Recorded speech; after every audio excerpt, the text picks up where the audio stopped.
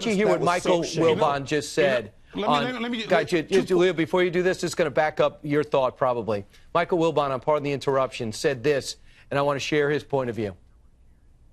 A week ago, I said I thought Jerry Jones displayed some leadership because he seemed to understand compromise, saying, I need to be with my players, and he got down and linked arms and all this stuff.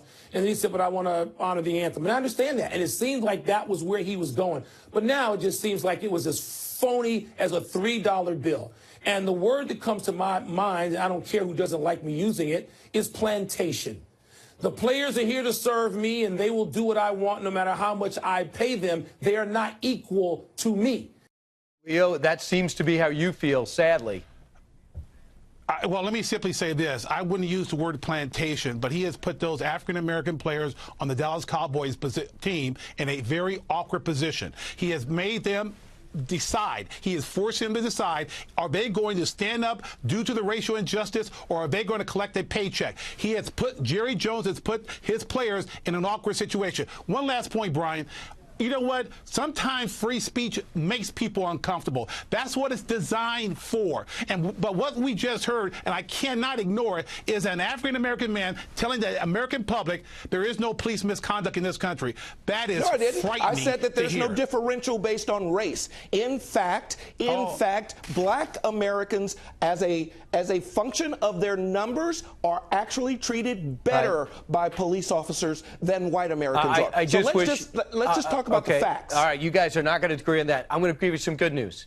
Something that's not getting a lot of publicity. Michael Jordan gave $7 million in Charlotte to a low-income neighborhood to build 2 separate hospitals for that area.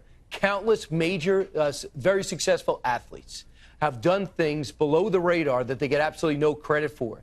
But if you could do things in that area, if I could get a black player and a white player to go to some of these schools that have some racial unrest and talk about what it was like coming together as a team, getting to know each other's culture together, some of the most colorblind places are the locker room. If they could bring that to the classroom and to different schools, don't you think that would be a plus? And don't you think we'd be talking the same way, but only in a positive direction, Leo? I would agree with you 100%, Brian, but we need to do covert activities like you just articulated with Michael Jordan, and then overt activities. I applaud LeBron James. He's out there using his platform talking about, guess what, racial injustice. So we need the overt activities that you articulated with Jordan, and we need the overt activity with LeBron James, and the covert activities that you expressed involving Michael Jordan. Leo, don't you think it's more necessary? Right. Don't you think it's important to know that LeBron James has many white fans and white kids who like him as black kids? Doesn't that show progress?